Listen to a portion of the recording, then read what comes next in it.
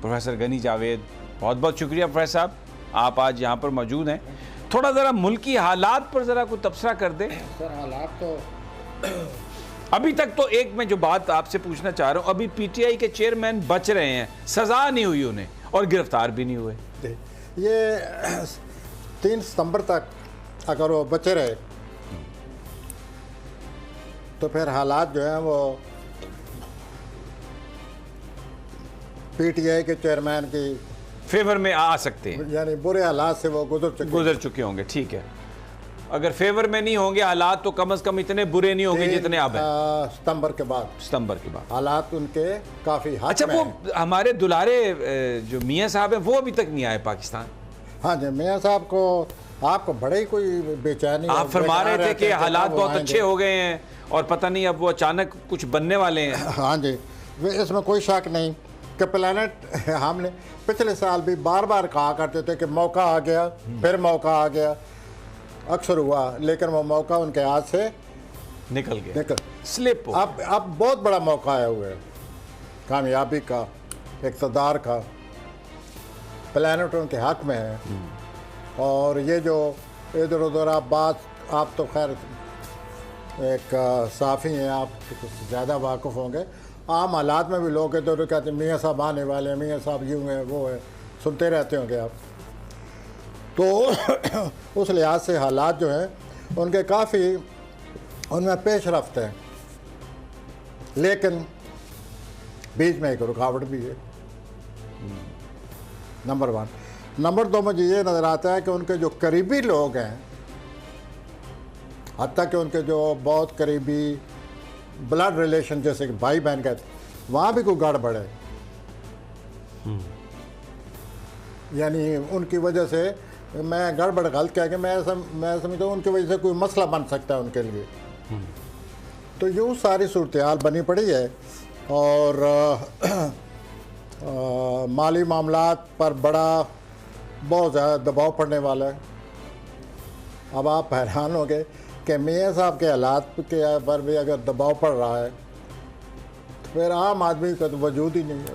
اچھا، دختر پاکستان مریم نواز صاحبہ جو ہیں وہ بھی پاکستان میں ہیں، ان کے بارے میں کچھ آپ نہیں فرما رہے؟ ان کے بارے میں بھی اگست کے پہلے ہفتے میں ان کا اپنے والد سے کوئی اختلاف ہے، یا ان کی جو اپنی پالیسی ہے، اپنی طرف سے جو کچھ ہو اس میں بھی رکاوٹ نظر آتی ہے اگست کے پہلے ہفتے میں. اچھا، میں آپ سے عرض کروں کہ اگست کے پہلے ہفتے میں کوئی واقعہ ہے،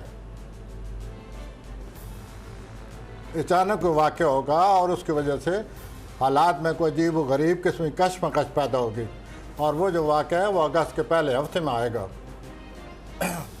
اور اگست کے پہلے ہفتے میں آئیں گے، میں سن رہا ہوں انتخاب اعلان. تو یہ دیکھیے اگست کے پہلے ہفتے میں ہوتا کیا ہے. آپ کو لگتا ہے کہ ملک میں اچانک کچھ ہوگا، گڑبڑ ہو جائے گی؟ آپ کو لگتا ہے ستارے بتا رہے ہیں کہ پاکستان میں انتخاب ہوں گے؟ سر، میں انتخاب کے ہونے نہ ہونے بتانے سے پہلے آپ سے یہ عرض کروں کہ حالات ہمارے اس قسم کے ہیں. انتخابات کی اینک سے اگر حالات کو دیکھا جائے تو جب بھی انتخاب ہوں گے مزید مسائل پیدا ہوں گے. اب آپ میری طرف اس طرح نہ دیکھیں حیرت سے اور غصے سے. ہم تو یہ سنتے رہے ہیں کہ انتخابات مسائل کا حل ہوتے ہیں، لیکن یہاں معاملہ الٹا ہے سر. میں میری جو انتخاب اگر نہ ہو تو پھر مسئلے حل ہو جائیں گے. تو انتخاب جب ہوں گے اور مسائل پیدا ہو جائیں گے. نہیں، اگر نہیں ہوتے تو پھر تو اور مسائل پیدا ہو جائیں گے. تو ہم مسائل میں گرے ہوئے ہیں، تو ہم پھنس چکے ہیں. اچھا، ایک اور مجھے بتائیے، سب سے بھاری آصف زرداری، ان کے بارے میں یہ ہے کہ کوئی ہاتھ ہو گیا ان کے ساتھ. خبریں یہ آ رہی ہیں کہ ان کے ساتھ کوئی ہینڈ ہو گیا اور وہ بڑے اداس ہیں، بڑے پریشان ہیں. کیا بتاتے ہیں پلانٹس ان کے؟ کیونکہ وہ تو ہیں تو بڑے بھاری اور سب پہ بھاری ہیں زرداری. آپ ہنستے ہیں میری بات سن کے، آپ کو یقین نہیں ہے شاید کہ وہ بھاری ہیں. میں آپ سے عرض کروں کہ زرداری صاحب نے جو کچھ بھی ہوا ہے، ان کا جو پیریڈ ہے وہ اگلے سال کی 24 تاریخ جنوری تک ہے. اچھا، ابھی تو پیریڈ ہے نا؟ ابھی تک ہے پیریڈ. تو لیکن ابھی بھی لیکن وہ جو پیریڈ ہے وہ ختم ہونے والا ہے. کہتے ہیں کے پی کے میں لوگ ان کے ساتھ ملنے تھے، وہ نہیں ملے، بلوچستان عوامی پارٹی نے ان کے ساتھ آنا تھا، وہ نہیں آئی، اور کوئی طاقت آ گئی ہے بیچ میں جو سب کچھ روک رہی ہے۔ ابھی اگست میں مزید ٹینشن آ جائے گی ان کو۔ اچھا، اگست کے پہلے ہفتے میں زرداری صاحب کو مزید ٹینشن آنے والی، لیکن کیونکہ وہ سیاستدان ہے، جو آپ ہمیشہ آپ کا میرے خلاف رہتا ہے، وہ اپنی سیاست میں اخلاقیات کو اور اس کو اور اس کو وہ نہیں آنے دیتا، وہ اپنے سیاست میں صرف سیاست کو آنے دیتا ہے، چنانچہ وہ کامیاب ہے۔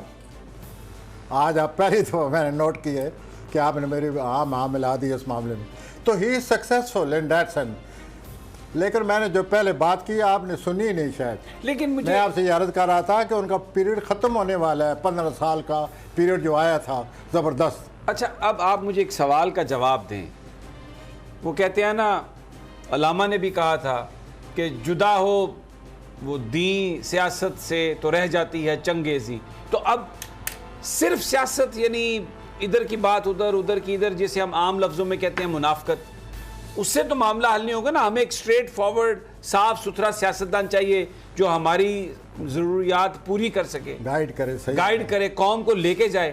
تو یہ جو ساری اس طرح کی سیاست ہے، یہ تو ایسی لیڈرشپ پاکستان کو بقول آپ کے اور جو آپ ابھی کہہ رہے ہیں بہت سخت ضرورت ہے، honest leadership, mature and honest leadership. لیکن تو ابھی کی جو لیڈرشپ ہے، ان کے پلانٹس یا یہ ان کا کردار یا ان کے ایکشنز جو ہیں وہ آپ کو بتاتے ہیں کہ یہ کوئی ظاہر جی بہت آنیسٹ ہے، کوئی خرابی سوال ہے، اور یہ بڑا مسئلہ میں دیکھیں نا، کتنی عجیب بات ہے کہ انتخاب ہوں گے اور میں یہ کہہ رہا ہوں کہ مزید مسائل پیدا ہوں گے بیکاز آف دیز انہوں نے تو پالیٹیشین۔ نگرانوں کو اتنے اختیار دے دیے ہیں جس سے صاف نظر آ رہا ہے کہ انتخاب انہوں نے نہیں کروانا۔ انتخاب کہاں پہ ہونے ہیں؟ اور اگر ہوئیں گے بھی تو عام جا کے سڑک پہ بات کریں، بندہ کہتا ہے کہ جی وہ ایک کاغذ ہوگا جس کے اوپر نتیجے لکھے ہوئے ہوں گے، اس کا اعلان کر دیں گے۔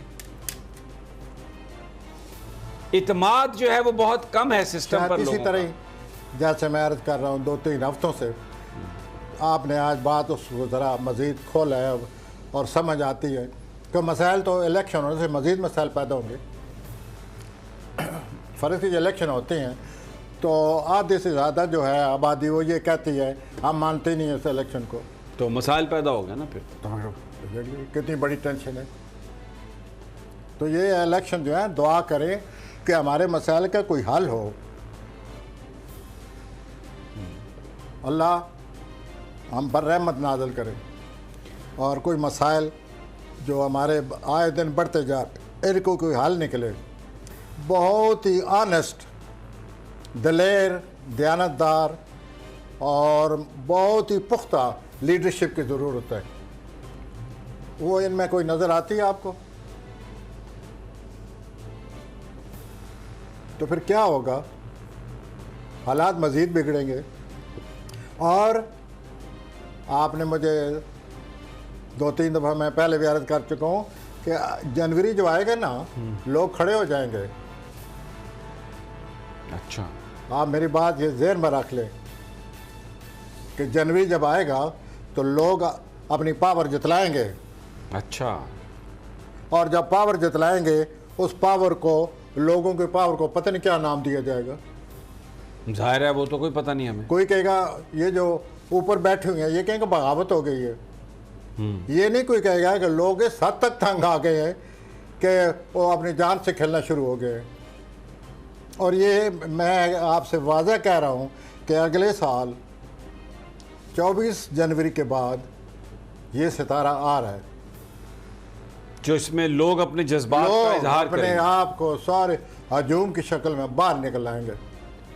اب ان عوام کی اس رد عمل سے کون پھنستا ہے بیچارہ، پھر یہ پتہ نہیں ہے۔ اس وقت کے حالات کے مطابق کسی کو کہیں گے کہ یہ آدمی جو ہے یہ تو بغاوت وہ تو کر رہا ہے۔ نگران جو ہیں وہ تو سارا نزلہ تو نگرانوں پہ آئے گا۔ تو یوں آپ کے پاکستان کے لیے بہت دعا کرنی چاہیے اگلے سال 24 جنوری کے بعد۔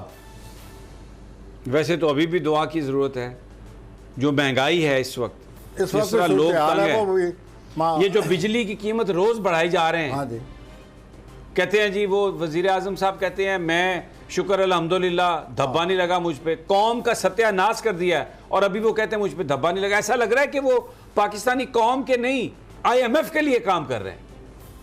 یہ لگ رہا ہے وزیر اعظم صاحب یہ کر رہے ہیں. تو شاید یہ ساری باتیں اکٹھی ہوں گی تو اگلے سال جنوری میں پھر عوام نے بڑی مار کھائی ہے. نہیں بولے عوام، 75 سال سے عوام نہیں بولے، اب بولیں گے. ستارہ آ رہا ہے، وہ ستارہ آ رہا ہے 20 سال کے لیے. 20 سال بولتے رہیں گے. عوام اپنے آپ جتلائیں گے کہ ہم نہیں ایسا ہونے دیں گے. اگر آپ مجھے اجازت دیں عوام کہیں گے ایسا نہیں چلے گا. یہ تو آپ ڈاکٹر فضا کے پروگرام کا نام لے رہے ہیں، ایسا نہیں چلے گا. کوئی ارے نہیں، نام لیا تو کیا ہوگا. مطلب بات تو ایسی ہے نا جی. اچھا بین الاقوامی طور پر پاکستان کی کیا صورتحال ہوگی؟ ہم آئسولیشن میں ہوں سر گے؟ ان حالات میں بین الاقوامی صورتحال کا کوئی آپ کو کوئی نظر آتا ہے؟ شائبہ تک بین صورتحال میں ہماری کیا پوزیشن رہ جائے گی؟ اچھا چلیں چھوڑیں اس